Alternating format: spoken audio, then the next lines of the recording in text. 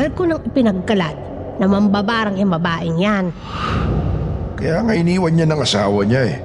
Nagsawa yata at narindi sa maingay niyang bunganga. Ang gulo-gulo nyo na naman! Hindi ba? Kanina ko pa kayo pinatitigil?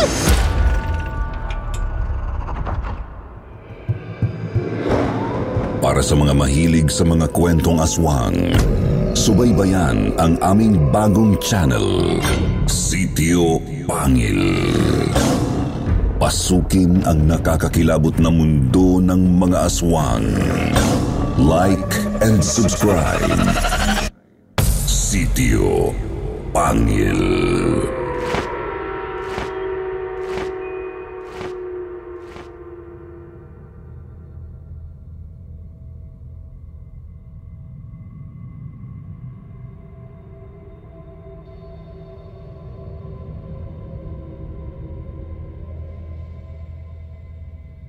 Welcome to Kwentong Takip Silim, ang isa sa inyong mga paboritong channel na siyang maghahatid sa inyo ng iba't ibang mga kwentong kababalaghang hango sa mga tunay na karanasan ng iba't ibang mga taong nagpapadala sa atin ng kanya-kanyang natatanging mga karanasan na tiyak na magpapatayo sa ating mga balahibo.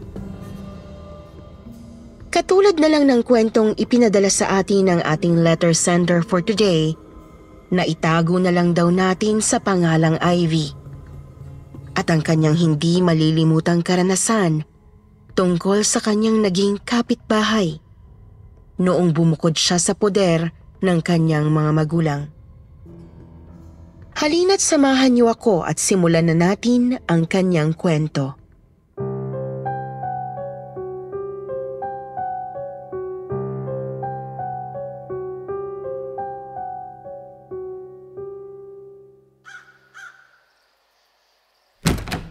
Welcome to my new home, Sis Jella. Ano? What do you think? Maganda ba? Ay, bongga! Maganda nga tong apartment na nakuha mo, Bes Ivy. Maaliwalas, malaki, tapos tahimik pa ang lugar. Malayo nga lang talaga sa Kabihasnan. Sure ka ba na 3,500 lang ang upa mo rito? Grabe ka naman sa malayo sa Kabihasnan. Malayo lang ako sa'yo, pero very accessible kaya tong lugar na to, no? Malapit lang to dun sa pinagpa-part-timean kong resto bar. Sure ka ba na 3,500 lang ang upa mo rito? Mura lang daw kasi talaga yung offer ng matandang may-ari. Kasi mayaman naman yun. Ang gusto lang daw talaga may tumao dito sa bahay para hindi pa mahaya ng, alam mo na, mga kung ano-anong masasamang elemento raw. Mapamahiin kasi yung matanda Kung sa bagay, ayaw niya sigurong matulad tong property niya dyan sa abandonadong bahay sa kabila. Mukha na kasing haunted house Buti nga umaga mo ako pinadalaw dito. Kasi kung hindi, baka nasa gate pa lang ako, nagtatatakbo na ako palayo. Haunted house? Yung malaking bahay ba sa tabi ang sinasabi mo? Uy, Ivy, ano ba? Huwag mo na ngang ituro. Baka mamaya kung ano pang maituro mo dyan Oy mo? Anong haunted house? Ang ganda-ganda kaya ng bahay na yan. Palibasa, wala kang alam sa arts Hindi mo ba nakikita? Makaluma lang yung style ng bahay. Pero very elegant pa rin tingnan. Diyan kaya mahilig ang mayayaman. At saka, hindi naman abandonado yan, no? May nakatira kaya dyan. Ay naku, ayan na naman kayo! Ang gulo-gulo nyo na naman! Hindi ba? Kanina ko pa kayo pinatitigil? Wala talaga kayong kadala-dala. Sinabi ko na nga sa inyo na napapagod na ako. Ay, pesteng buhay naman to, oo? Layas! Magsilayas na kayo rito sa pamamahay ko. Pinahihirapan nyo lang ako ng pinahihirapan. Sumunod na lang kayo doon sa ama nyo. Oh, see? Nagbubunga nga na naman si Aling Belinda sa mga anak niya. Umagang-umaga. Halos siya na nga ang maging alarm clock ko Simula nung lumipat ako dito. Basta. Ayoko pa rin pumunta dito kapag gabi. Hindi ko talaga gusto ang vibes ng bahay dyan sa kabila Halika na nga, libre mo na lang ako ng kape. Hindi pa ako nagbe-breakfast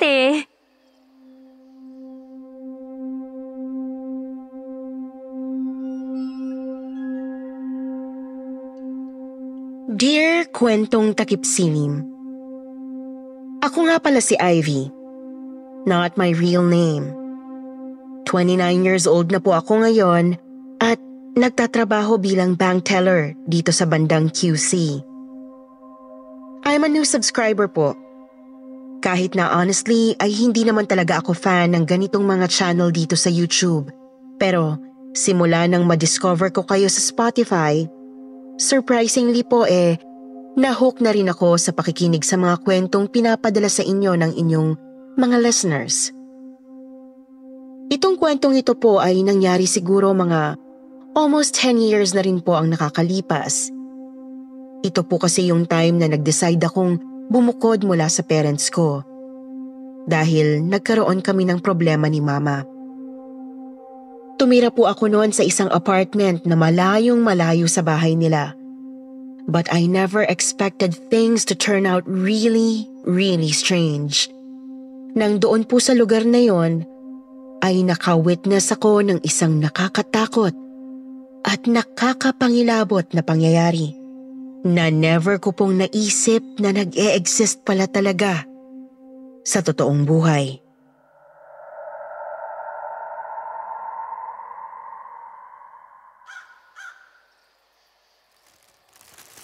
Oh, si Aling Belinda yun ah. Wala. Ngayon ko lang yata siya nakitang lumabas ng bahay. Batiin ko kaya? Para naman may kaklose ako dito. Good morning po, Aling Belinda. Ako nga po pala si Ivy, yung bago niyo pong kapitbahay. O bakit? May kailangan ka? Po? Tinatanong ko kung may kailangan ka. Bakit mo ako kinakausap? Wala naman po. Nangungumusta lang po.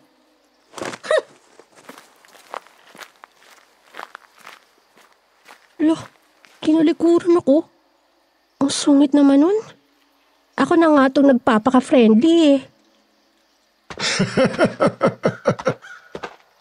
Ay, kayo po pala yan, Mang Dolpo. Akala ko kung sino na. Ano ka ba naman kasing bata ka? Sa dami ba naman ang maiisipan mong batiin sa umaga yan pang si Belinda ang pinili mo? Hindi mo ba alam na pinaglihiyan sa sama ng loob? Kaya nga walang kumakausap na kahit sinong kapitbahay dyan eh. Masama kasi ang ugali niyan. Kaya po pala parang nagtaka siya nang bigla ko siyang pinansin. Pero sa totoo lang, Mang Dolpo, halata nga po.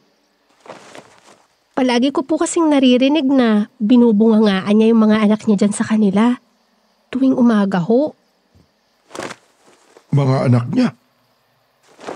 Opo. Bakit po? Wala naman.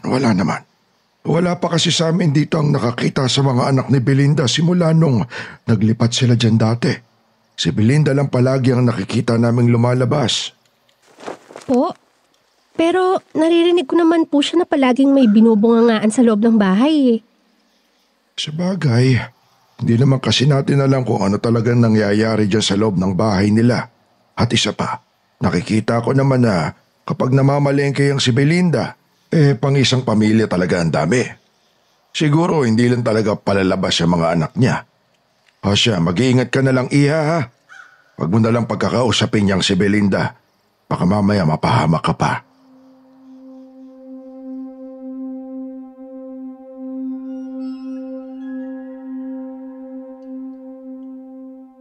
Simula po nang magkausap kami ng landlord kong si Mang Dolpo, Miss Anne, parang nahiwagaan na rin talaga ako sa pagkatao ng kapitbahay kong si Aling Belinda. Simula noon, palagi ko na rin pong napapansin yung mga simpleng kilos niya. Kagaya na lang nung isang beses na natawanan ko siyang nagsisiga sa likod bahay niya. Habang nakangiti at parang may mga sinasabing hindi ko naman maintindihan. Magkadikit na magkadikit kasi talaga halos ang mga bahay namin. Pader lang ang pagitan, kaya hindi ko maiwasang mapansin pa rin siya kahit na iniiwasan ko naman talaga siyang isipin. Kung minsan naman po, nakikita ko siya na naghuhukay at may kung anong mga bagay na itinatanim sa lupa habang patuloy po siyang nagbubunganga sa mga anak niya sa loob ng bahay na sinasabi niyang magugulo raw at maiingay. Although noong una, hirap po akong maniwala sa chismis tungkol sa pagiging may saya daw ng kapitbahay ko dahil naririnig ko naman minsan na umiiyak at may mga taong kumikilos sa loob ng bahay ni Aling Belinda. Parang mga batang makukulit na nagtatakbuhan at kung minsan po ay nag-aaway-away pa sa loob ng bahay nila. Sa totoo lang po, hindi lang din naman ako ang nakakapansin nun, kundi pati ang mga kapitbahay namin na hindi rin yata kasundo ng kapitbahay kong bungangera.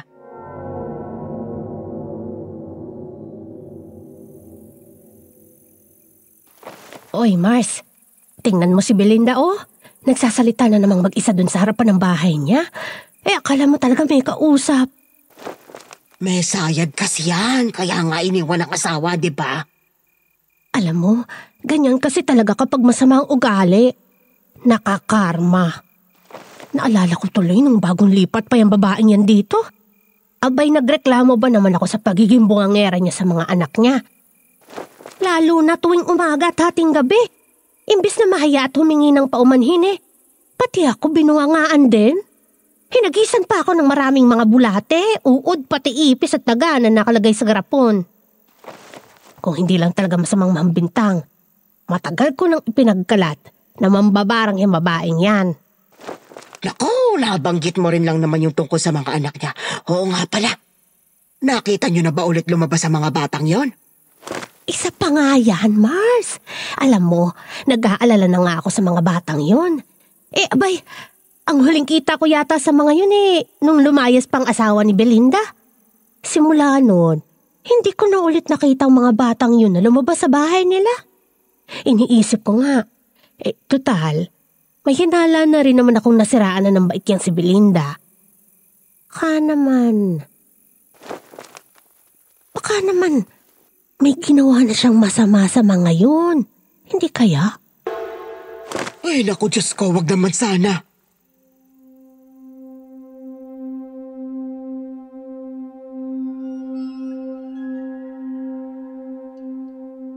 Sa totoo lang po, Miss Anne, marami na akong mga naririnig na tsismisan mula sa mga kapitbahay namin tungkol kay Aling Belinda. Mga bulong-bulungan na nung una po, hindi ko naman pinapansin at pinapaniwalaan. Nagulat din kasi talaga po ako noon na kahit pala sa mga magagandang subdivision na halos puro mga may kaya sa buhay ang nakatira, hindi pa rin mawawala ang mga tsismosa. Kaya lang po habang tumatagal, parang hindi ko na rin maiwasang magduda. Lalo na nung eventually po, ay hindi na lang talaga mga simpleng sermon at pagbubunganga ang naririnig ko sa kabilang bahay tuwing sasapit ang hating gabi.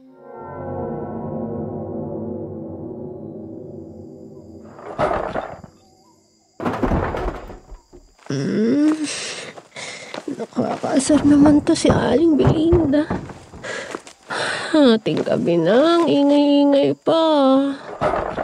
Peste naman, tumigil na kayo! Ang gulo-gulo nyo! Gabi-gabi na lang kayong ganyan! Nakikiusap ako sa inyo. Kahit isang araw lang, patahimikin nyo naman ako. Tama na! Pagod na ako! Nahihirapan na ako! Ayoko na! Ano ba nangyayari sa kapitbahay kong to? Mapupuyat ako nito May pasok pa ako sa trabaho bukas. Sinabi ko na, umalis na kayo rito! Sumama na kayo sa ama niyo! Sumama na kayo sa kanya sa impyerno! Ay, Diyos ko. Ano ba namang klase mga tao to? Makatulog na nga. Baka mamaya kung ano pang marinig ko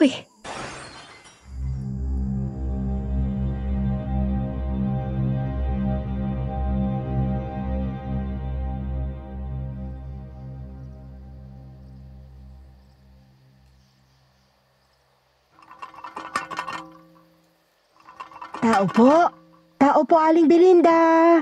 Mga taga-barangay po kami. Pwede po ba kayo makausap? Tao po. Ano ba? Natutulog pa yung tao eh. Tao po. Ano ba kasing oras na? Bakit parang ang ingay yata kina Aling Belinda? Tao po. Ano kaya meron dun? Teka, silipin ko nga. Ano bang mga problema nyo kay aga-aga binubulabog nyo ako rito sa bahay ko? Anong ginagawa nyo rito? Pasensya na ho kayo, Aling Belinda. Kasi meron hong isang concern na kapitbahay niyong dumulog sa barangay namin. Nagpatawag po ng welfare check para daw po sa mga anak niyo. Meron daw kasi silang naririnig na malalakas na ingay. Yung mga kapitbahay niyo ho kagabi. Yun pong dahilan kaya kami nandito. Kung pwede ho sana, hihingi kami ng permiso sa inyo na makapasok sa loob ng bahay niyo para ma-check namin ang mga anak niyo kung maayos lang ba ang kalagayan nila. May nakapagsabi ho kasi sa amin na patagal na nilang hindi nakikitang lumalabas ng bahay yung mga bata. At sino na naman bang pakialamera ang nag-report ng tungkol dyan sa inyo? Yang walang modong si Pilar, ano? Ako talaga matagal na akong nagtitimpi sa pakialamerang yan eh. Para sabihin ko sa inyo, matagal nang wala dito ang mga anak ko. Ayun, at isinama ng ama nilang manloloko. Pero kung gusto nyo pa rin pumasok sa bahay ko, ay di sige. Ay, halina kayo. Subukan nyong pumasok. Para malaman nyo na ako lang naman ang mag-isang nakatira rito. Ano raw? Mag-isa lang siya sa bahay niya? Sino yung mga naririnig kong kinakausap niya? Ano ba naman yan? Bigla tuloy akong kinilabutan. Ano, masaya na kayo? Sinabi ko naman kasi sa inyo, ako lang ang mag-isang nakatira dito. Ang kukulit kasi ng mga lelang nyo. Oo nga ho. Pasensya na ho kayo, Aling Belinda. Aalis na ho kami. Tara na, mga kasama. Bilisan nyo. Ate Ana, bakit parang bigla ka yatang nataranta? Anong meron? Huwag kang maingay. Baka marinig ka ni Aling Belinda. May sa demonyo yata yung babae niyan. Hindi mo ba nakita yung mga simbolong nakatatak doon sa pader sa loob ng bahay niya? Mga baliktad na krus. Simbolo ng demonyo. Bilisan mo na, umalis na tayo. Ayoko na sa bahay na to. Huwag na kayong babalik, mga istorbo. Ay, mga panira ng araw. Lalong-lalo na tong Pilar na to. Tingnan natin kung hanggang saan ang tapang mo. Matagal ko nang sinabi sa'yo na hindi mo dapat ako kinakalaban eh. Humanda ka sa akin ngayon.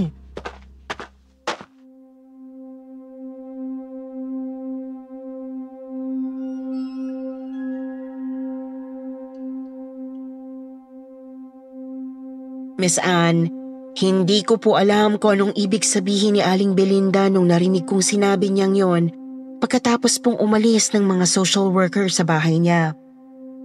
Basta ang alam ko, sobra po akong nakaramdam ng kaba noon. Lalo na nung nakita kong nilingon niya ako mula sa pagkakasilip ko sa bintana. Nagtama po ang mga mata namin ni Aling Belinda noon, and I swear, pinagpawisan talaga ako ng malamig doon pa lang. Buong araw nga po akong kabado noon.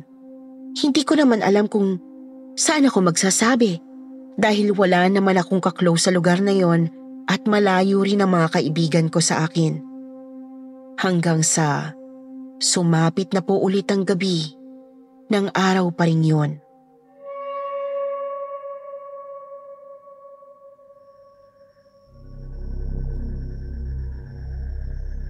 Avertiam ad infernum, pasiam pati, sapiat iramiam, kumutatiyo animae miae. Avertiam ad infernum, pasiam pati, sapiat iramiam, kumutatiyo animae miae.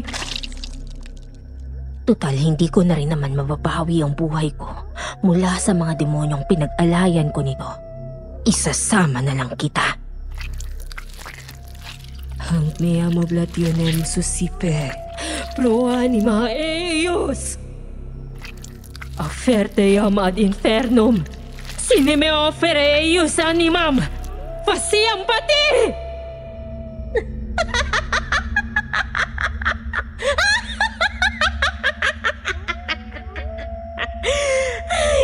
Tingnan natin kung hanggang saan kadadali ng pagiging pakialamera mo, Pilar.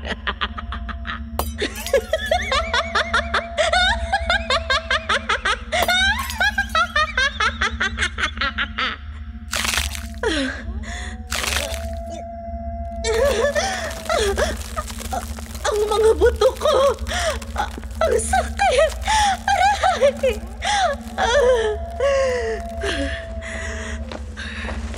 Mga buwisit kayong lahat! Mga hayop kayo! Kayo ang may kasalanan kung bakit ako nagkakaganito!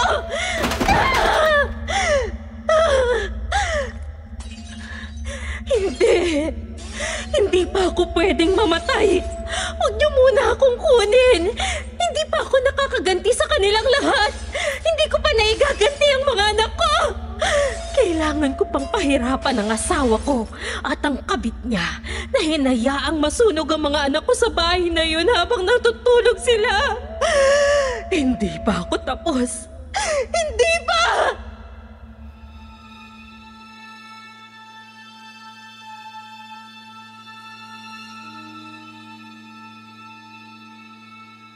Yun na po yata ang isa sa mga pinaka-nakakatakot na gabi sa buong buhay ko, Miss Anne. Nagising na lang kasi ako noon na yun ang mga naririnig ko galing sa kabilang bahay.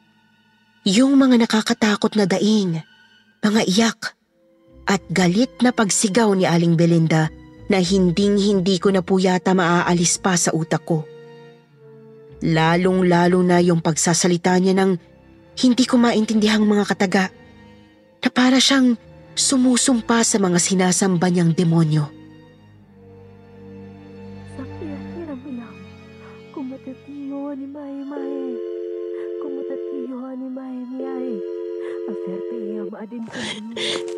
Please! Please, Jella, sagutin mo ng tawag ko, please. Hello, Bes? Napatawag ka? Anong oras na? Oh, wait, Ivy. Umiiyak ka ba? Bakit? Anong nangyari sa'yo?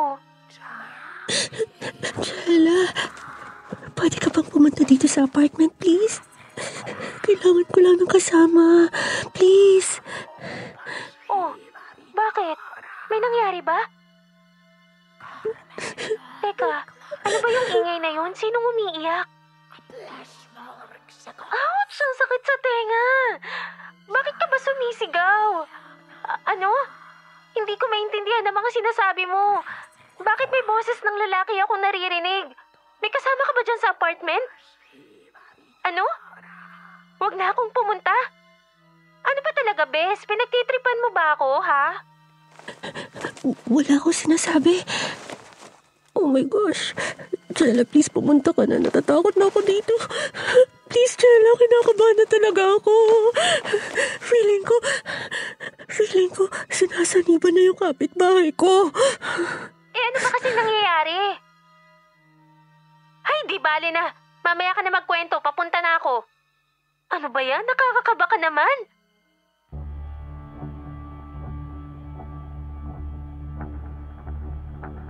Dasal ako ng dasal ng gabing yon, Miss Anne, habang naghihintay ako sa kaibigan kong si Jella at habang patuloy ko pa rin pong naririnig yung mga daing at kung ano-anong ingay sa kabilang bahay.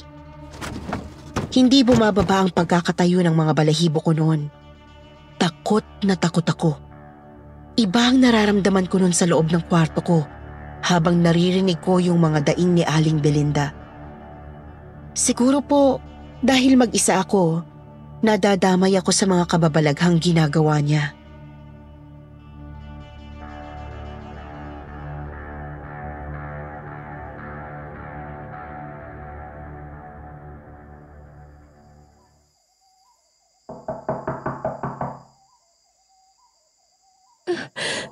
Baka si Jella na yun.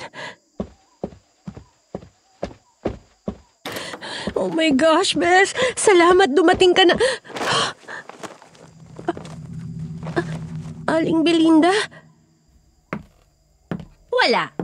Gusto lang kitang balaan na huwag kang makikialam. Ano man ang marinig mo, sarilinin mo na lang. Huwag mo ako susubukan kung ayaw mong matulad ka sa ibang tao dyan sa paligid. po. Hindi ko po kayo maintindihan, Aling Belinda. Huwag kang magmaang-maangan dyan, babae. Alam mo kung anong tinutukoy ko. Pinabalaan lang kita na manahimik ka. Hindi ako basta-bastang nananakit ng kapwa. Basta't wag mo lang din akong kakalabanin. Ha? Aling Belinda, ang sakit po. Bitiwan niyo po ang braso ko. Maawa ka sa nanay mo, iha. Kung hindi mo ititikom ang bibig mo, di siguraduhin ko na isasama ko siya sa pupuntahan namin ni Pilar. Ayaw mo naman sigurong mawala siya sa iyo hanggat hindi pa kayo nagkakaayos, hindi ba? Oh my gosh. Aling Belinda, wag po. Wag niyo pong idamay ang nanay ko. Hindi siya madadamay. At ganun din ang kaibigan mo. Kung ititikom mo ang bibig mo. Huwag mo kong subukan. Hindi ako masayang kaaway. Nagkakaintindihan ba tayong dalawa? Sumagot ka! Nagkakaintindihan ba tayo? Opo, Aling Belinda.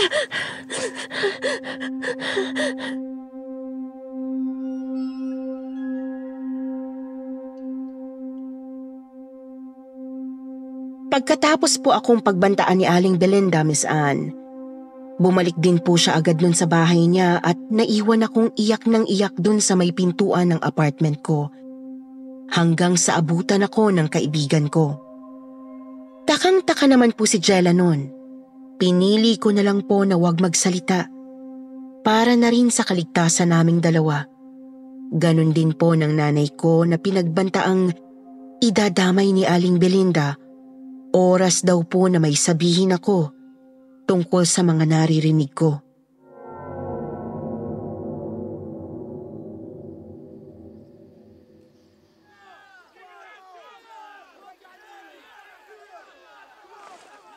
Ang ingay naman. Natutulog pa yung tao eh. Ay, akala ko pa man din tahimik tong lugar na nalipatan mo. Hindi rin pala. Nagkakagulo yata sa labas, Bes. Oo nga eh. Bakit kaya? Ay, tara nga't mag-almusal na tayo ng chismis.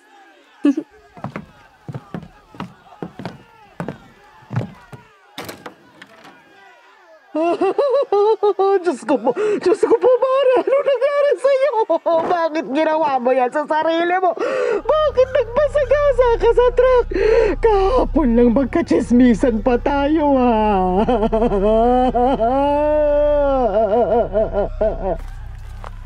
Shit! Bes, tingnan mo. Nakakadiri. May babaeng nasagasaan ng truck. Sa bugong bungo, kumalat na yung utak sa kalsada. Yak! Sino kaya yan? Baka kilala mo yan, Bes, ha? Diyos ko po. Si Pilar yan, hindi ba? Yan na nga bang sinasabi ko eh. Karma niya yan.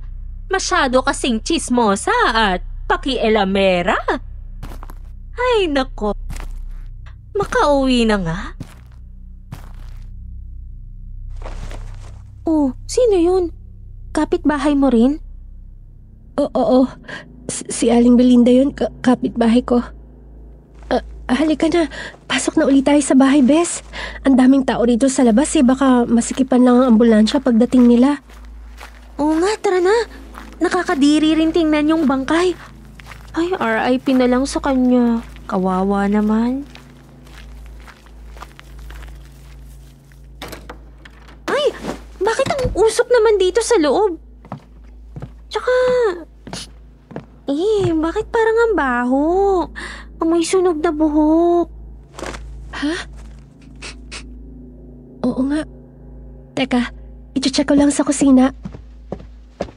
Saan ba galing yung usok na yun? Hindi naman bukas ang kalan ah. Parang dito yata nanggagaling yung usok, bes, oh. O, ayan, oh. Sa may bintana. Teka, tingnan mo, bes. Bes, yung kapitbahay mo, oh. Sinusunog yung buhok niya. Angela, isarado ba yung bintana? Huwag mo siyang tignan, hayaan mo siya. Bakit parang takot na takot ka? Wala. Medyo masungit kasi yan si Aling Belinda. Huwag mo na siyang pansinin, Bes. Ganyan talaga siya eh. Ay, ganun. Pero nakakatakot siya, no? Nakatingin kasi siya sa akin ng masama kanina nung sumilip ako sa bintana eh. Buti pa yung 2 bata sa tabi niya kumakaway-kaway pa sa akin. Bata? Anong bata? Hindi mo ba nakita? May 2 bata sa tabi niya kanina. Kaya lang, kawawa kasi may mga peklet sila sa mukha na parang nasunog. Dati bang biktima ng sunog yung kapitbahay mo, Bes? Naku, mag-iingat ka ha. Mukhang prone sa aksidente tong lugar na to. Ang daming ganap eh. Oh, Bes, napaano ka na naman? Para ka na namang naistatwa dyan eh. Kagabi ka pa ha. Ano bang problema mo?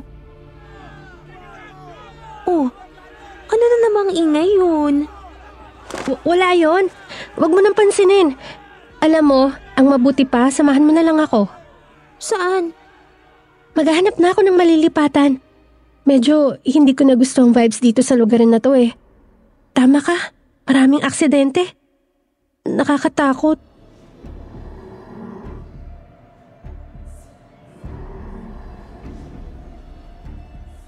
Nang mga panahong yon, wala man lang po akong masabihan tungkol sa mga nararanasan at totoong nararamdaman ko, Miss Anne.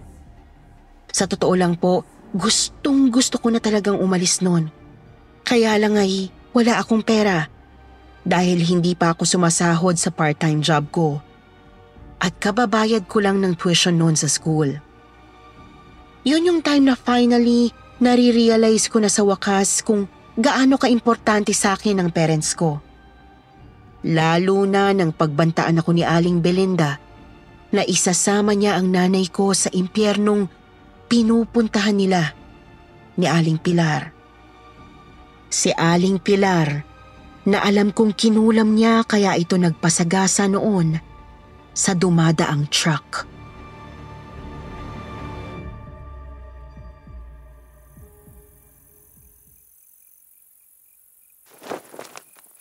Sigurado ka na ba riyan, Iha?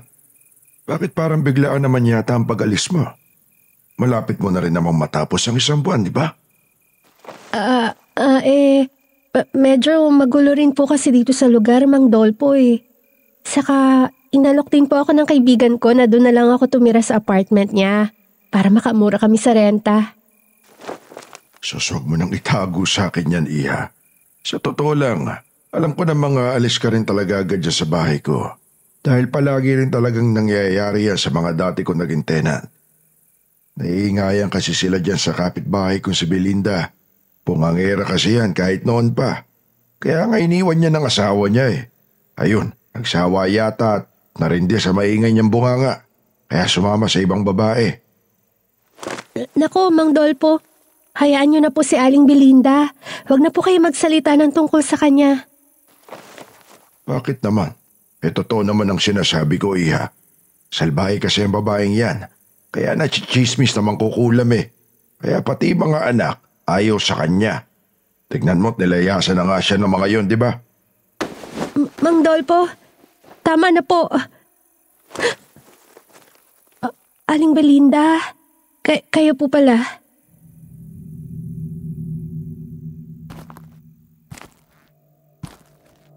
Mag-iingat ka sa mga sinasabi mo, tanda.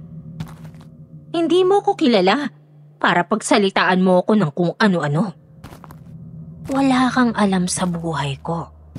Pero ako, marami akong alam tungkol sa'yo. Huwag mo akong subukan. Hindi mo naman sinabi. Nasa likod ko na pala ang bruha.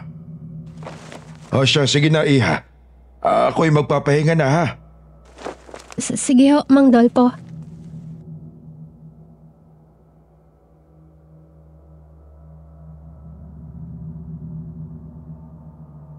Sobrang kaba ko po noon, Miss Anne. Ang sama-sama ng tingin ni Aling Belinda kay Mang Dolpo nang marinig niya ang mga sinabi nito tungkol sa kanya. Kinabahan ako para sa dati kong landlord. Pero mas kinabahan po ako nung pag-uwi ko. Nakita kong inaabangan ako ni Aling Belinda sa gate ng apartment ko.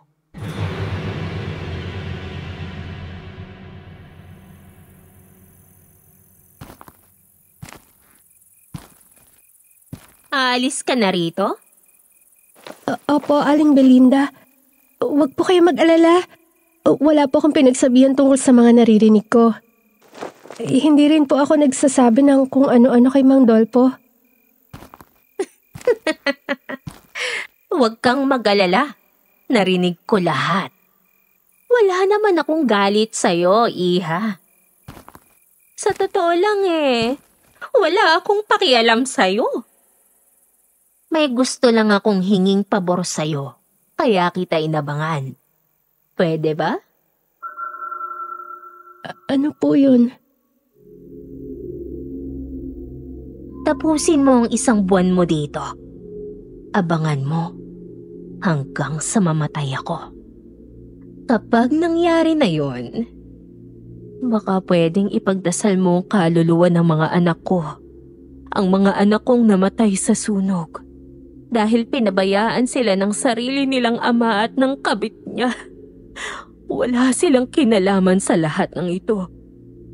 Ang gusto ko lang ay maging masaya sila. Ipagdasal ho? Bakit hindi na lang po kayo ang gumawa nun, Aling Belinda? Pasensya na po kayo. Natatakot po kasi ako sa mga sinasabi niyo Ako? Magdadasal? Hindi ako pakikinggan ng Diyos mo, Iha. Matagal ko nang ibinenta ang kaluluwa ko sa mga demonyo para magawa kong gantihan ng asawa ko at lahat ng taong nanakit sa aming mag-iina. Hindi niya ako pakikinggan. Pero ikaw, oo. Kaya hinihiling ko sa'yo na ipagdasal mo ang mga anak ko.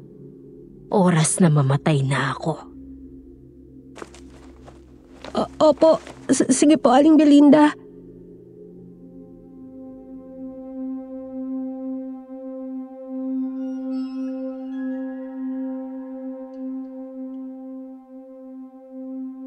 Nang gabing yun po, Miss Anne, narinig ko ulit ang mga nakakabinging daing at iyak ni Aling Belinda sa kabilang bahay. Yung mga kalabugan, pati na rin po yung mga pagbulong niya ng mga salitang hindi ko naman maintindihan. Kahit ano pong pilit kong huwag marinig yon, Miss Anne, parang tumatagos lahat yon sa pader na pumapagitan sa mga tirahan namin. Para po akong mababaliw noon pero idinaan ko na lang lahat sa pagdarasal at sa pagtawag sa pangalan ng mga magulang ko. Na noon ko lang po na-realize na kailangan ko pa rin pala sila sa tabi ko. Sa mga sandaling yun po, parang doon ko rin na-realize na maling-mali ang ginawa kong paglayas bilang pagre-rebelde. Dahil lang nahihigpitan na ako sa mga magulang ko. Hindi ko po akalaing ganitong klaseng lesson pala ang ituturo sa akin ng mundo para lang matuto ako. Sinunod ko po ang gusto ni Aling Belinda, Miss Anne. Dahil na rin po sa takot na baka idamay niya ako sa sinasabi niyang pagganti raw niya sa mga taong nanakit sa kanila. Tinapos ko po ang 1 buwan at tiniis ko lahat ng takot ko para lang pagbigyan siya. Pero huling araw ko na po ay hindi pa rin naman nagkakatotoo ang sinasabi ni Aling Belinda.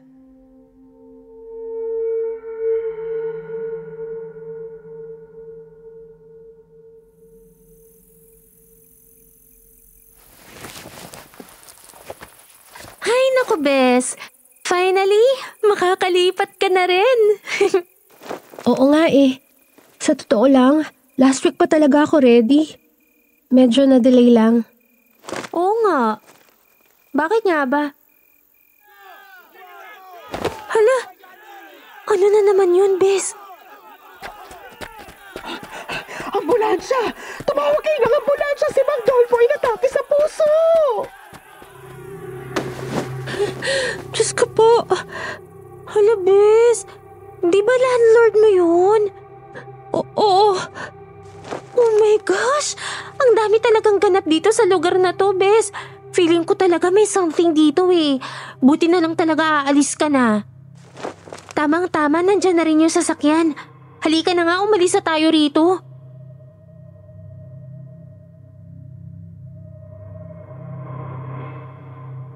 Umalis kami ni Jella sa apartment, Miss Anne. Pagkatapos po naming masigurong naisugod na si Mang Dolpo sa ospital. Mabuti na lang din po at nandoon sa bahay niya noon ang isa sa mga anak niya. Dahil ilang araw na din daw po talagang masama ang pakiramdam ng dati kong landlord. Hindi pa man po kami nakakalayo noon sa inalasan kong apartment at nasa biyahe pa lang kami papunta kina Jella nung makatanggap ako ng update galing sa anak ni Mang Dolpo. Wala na raw po ang matanda, Miss Anne. Dead on arrival na raw po siya nang dalhin sa ospital. Hindi ko po maiwasan noon na malungkot, pero wala na po akong balak na bumalik pa sa lugar na yon. Akala ko kasi talaga noon tapos na eh. Akala ko okay na lahat. Kasi yun naman ang usapan namin ni Aling Belinda. Pero hindi pa po pala.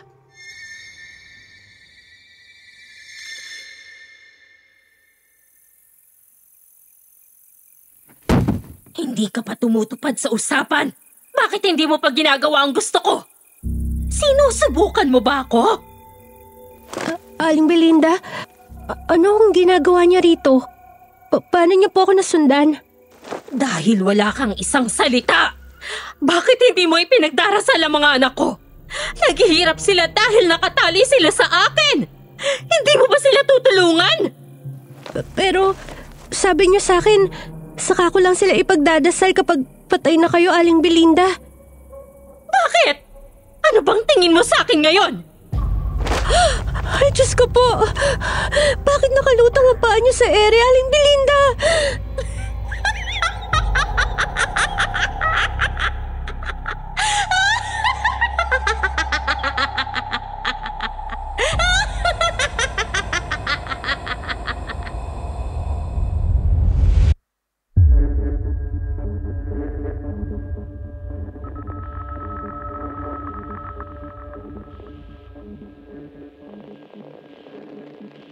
Miss Anne, pagkatapos po ng gabing yon, kinabukasan, dumiretso po ako agad sa simbahan at nag-alay ng dasal para sa dalawang anak ni Aling Belinda.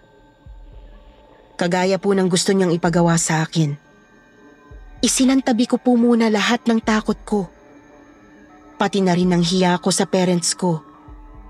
Tapos po ay sa kanila ako nang hingi ng tulong noon para magpadasal din sa bahay namin para sa magkapatid. Takang-taka pa nga po noon ang parents ko. Kaya napilitan akong ikwento na lang sa kanila ang lahat ng nangyari sa akin dun sa tinirahan kong apartment nung naglayas ako sa kanila. At grabe po ang ipinakita nilang pag-aalala sa akin pagkatapos noon, making me realize na kaya lang naman talaga sila mahigpit sa akin ay dahil ganoon sila ka-protective. Only child po kasi ako, Miss Anne, at miracle baby pa. Kaya takot na takot silang mawala ako.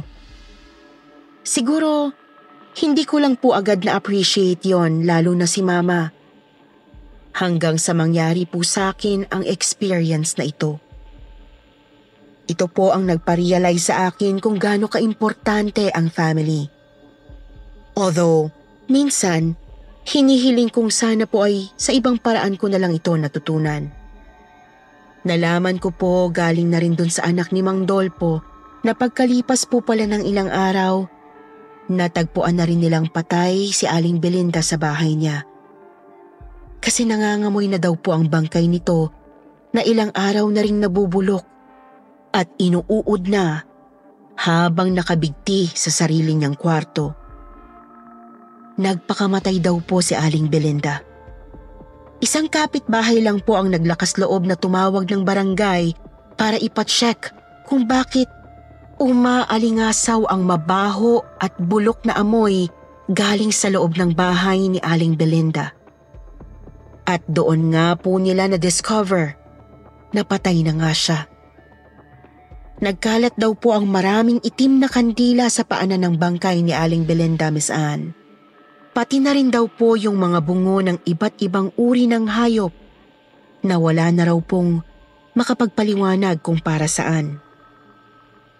Ang sabi raw nila, tuluyan na raw pong nabaliw si Aling Belinda kaya kung ano-ano nang naisip nitong gawin hanggang sa magpakamatay na raw siya sa sobrang tindi ng depresyong dinadala niya. Pero ako, alam ko namang hindi yon ang totoong dahilan. Alam kong nagpakamatay si Aling Belinda dahil sa wakas po, nakaganti na siya sa mga taong sinasabi niyang nanakit sa kanila. Hindi ko lang alam kung paano niya ginawa yon sa asawa niya at sa kabit nito. Ayaw ko na rin pong imaginein sa totoo lang. Okay na po ako sa mga na-witness at nalaman ko na. Hindi ko na po gustong dagdagan pa yon. Ang mahalaga sa akin, nasunod ko na rin yung pinapagawa sa akin ni Aling Belinda. Mabuti na nga lang po at pagkatapos noon, tinigilan niya na rin ako. Siguro, gusto niya lang po talagang iligtas ang mga anak niya at ihiwalay sa mga kasalanan niya. Dahil totoo naman pong wala silang kasalanan at biktima lang din sila ng lahat ng pangyayari. Hindi ko na po sinabi kung saang eksaktong lugar ito nangyari. Para na rin po sa privacy ng mga taong involved, Miss Anne. Gusto ko lang po talagang i-share ang experience kong ito sa inyo. Kahit na hindi naman po ako magaling na storyteller. But anyway, sana magustuhan niyo pa rin po ito. At sana'y mag-enjoy po ang listeners ninyo sa pakikinig. If ever mapili niyo po itong ilabas sa inyong mga channel. Thank you very much po sa opportunity na makapag-share kami ng ganitong klaseng experience namin sa inyo. Na kung minsan po'y nahihiya kaming ikwento sa iba sa takot na baka mahusgahan pa kami at hindi mapaniwalaan. Sa totoo lang po ay malaking tulong ang channel nyo sa mga katulad kong hindi makamove on sa mga ganito ka-traumatic na karanasan. At ngayon naman, pakinggan natin ang isa pang nakakapanindig balahibong kwento na marahil ang iba sa inyo ay hindi pa naririnig. Paandali mo na tong kotse! Nakikita mo ba yung nakikita ko? Sino tong kasama namin sa loob? Hindi natin sure kung si Daddy nga yan.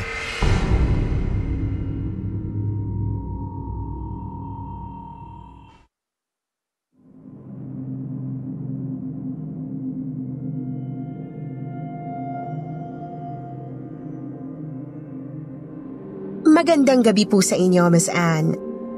At sa lahat ng mga nakikinig ngayon sa kwentong Takip Silim. Tawagin niyo na lang po akong Arlo. 35 years old na ngayon.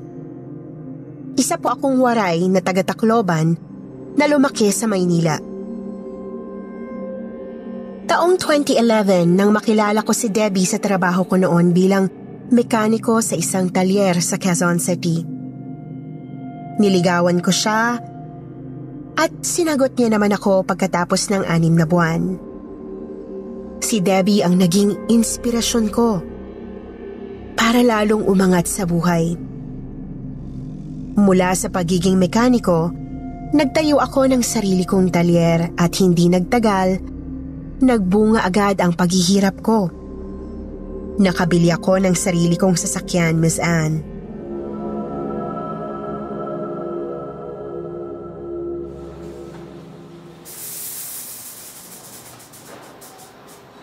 Aabot ba hanggang Bicol yung sasakyan mo?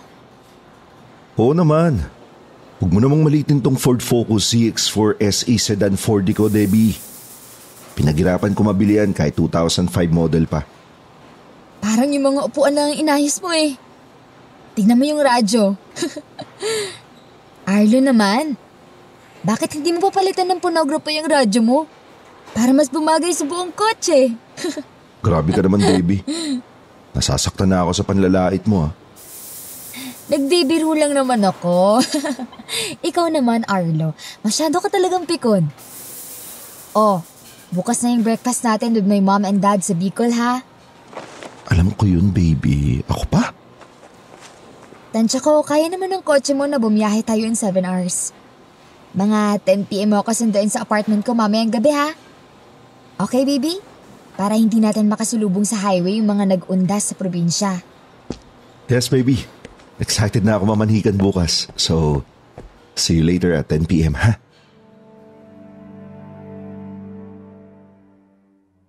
Ang plano ni Debbie, magbe-breakfast kami ng family niya sa Bicol. Excited talaga ako noon kasi plano ko na ring mamanhikan. 10 p.m. nang sunduin ko si Debbie sa apartment niya sa Manila. Mga 2 a.m. nasa bandang Quezon Province na kami nang magsimulang magkahamog sa daan. Lumakas bigla ang hangin at nagsimulang umambon ng makakapal na ulan. Ang sabi sa weather forecast, may sobrang lakas na bagyo raw na paparating.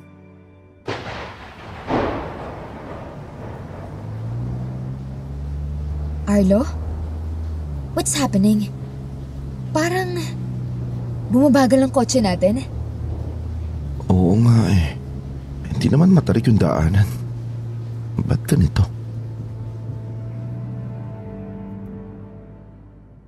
Sa gitna ng dilim ng highway na dinadaanan namin, napatili si Debbie nang biglang nag-on ang lumang radyo ng kotse ko. Isang nakakakilabot na instrumental music na parang pangpunebre ang tumugtog sa radyo.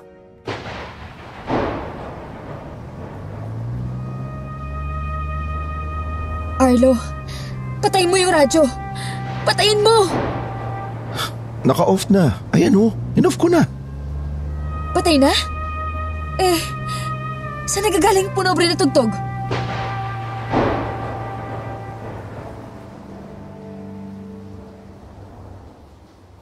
Nanlamig ang buo kong pagkatao, Miss Anne. Nang magdaan sa harapan ko ang isang parada.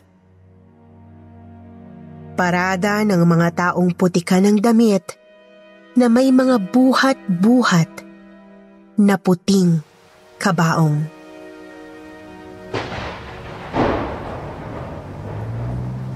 Debbie, nakikita mo ba yung nakikita ko? Saan? Ayan, sa harapan natin.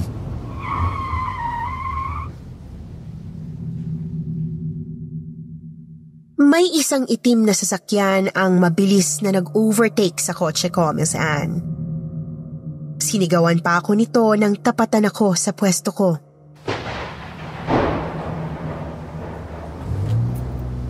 Hoy, sa motel kayo Huwag dito sa highway. Ang lilibog nyo. Ano daw? Hoy! Bastos ka!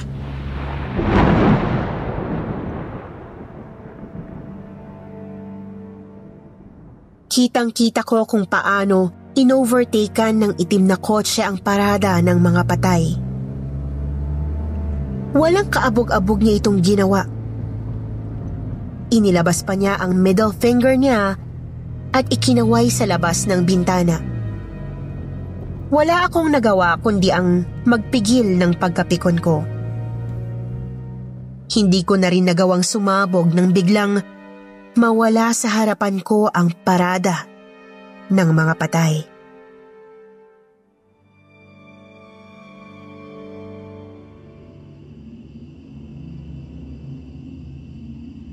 Baby, saan nagpunta yung parada sa harapan natin? Parada? Anong parada? Parada ng mga kabaong. Arlo naman eh! Stop! Tinatakot na ba ako? Ano to? Prank? Hindi baby, hindi kita tinatakot. May parada ako nakita kanina lang. May taong puti ka na may bitbit na mga puting kabaong. Hindi mo man nakita? I hate you! Paandalin mo na tong kotse! Gusto ko nang mauwi sa amin! And don't you dare talk to me habang nasa biyahe tayo. Kung ayaw mong tumalon ako sa bintana. You freak! Tinatakot mo ako!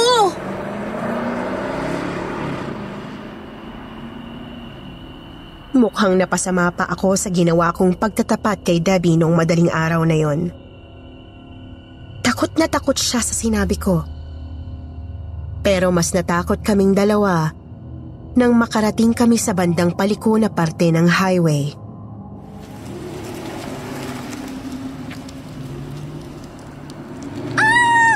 Arno! Stop the car!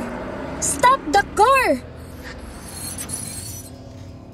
Hindi ba yan yung sasakyan na ng overtake sa atin kanina lang?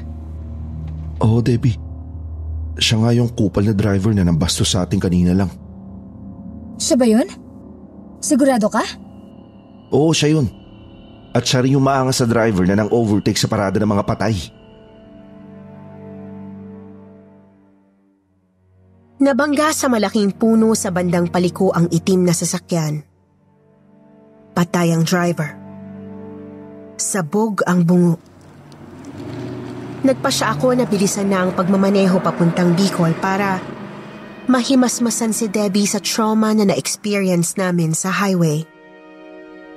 Mga 7:00 ng umaga, nakarating din kami sa wakas sa bahay nila Debbie.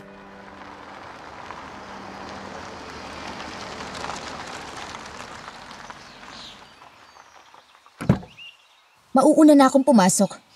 Sumunod ka na lang ha. Okay.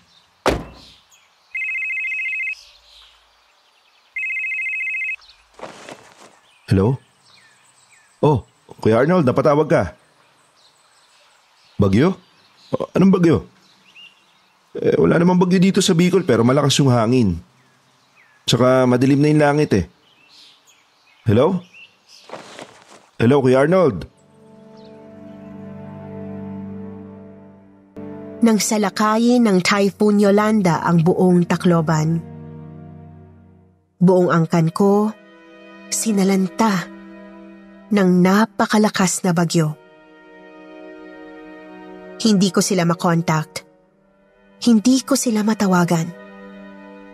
November 17 na nang magawan ko ng paraan na makabalik sa amin sa probinsya. At pagdating ko sa dati naming bahay, hindi na ako nakapagsalita pa, Miss Anne. Nanlumo ako at napaluhod sa putik habang tinitingnan ang animo parada ng mga taong putikan na nasalanta ng bagyo, na bit-bit-bit-bit ang mga matitigas na bangkay ng kanilang mga mahal sa buhay. Wala na halos luhang tumutulo sa kanilang mga mata. Habang pila-pila silang naghahanap ng lugar na paglalapagan ng kanilang bangkay.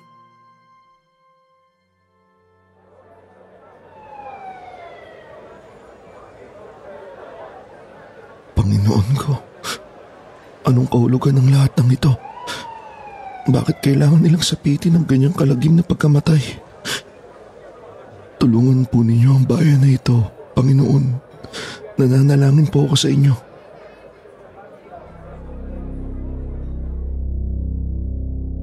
At doon ako naliwanagan bigla, Miss Anne.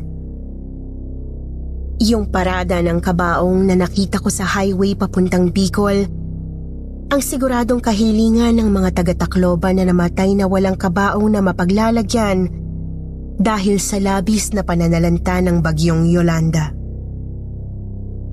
Isang malinaw na pangitain ang parada sa highway. Isang premonisyon na isang araw mangyayari ang ganoon sa sarili kong kapamilya at mga dating kapitbahay sa Tacloban. Lumipas ang ilang linggo, muli kaming nagkita ni Debbie sa Maynila.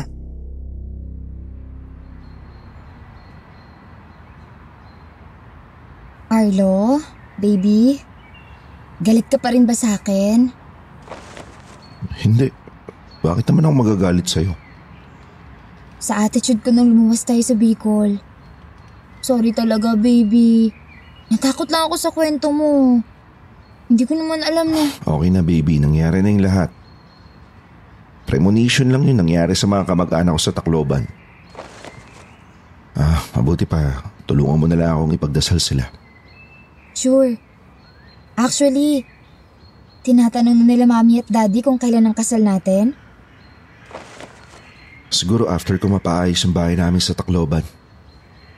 At pagkatapos kong mahanapan ng marangal na libingan ng mga kamag-anak ko doon. Pangako ko sa'yo, magpapakasal na tayo. Taong 2015, ikinasal kami ni Debbie sa simbahan. Taong 2016, isang malusog na baby boy ang binigay sa amin ni Lord. Si Austin. Si Austin ang siyang nagdala sa amin sa ibang parada, sa ibang bansa.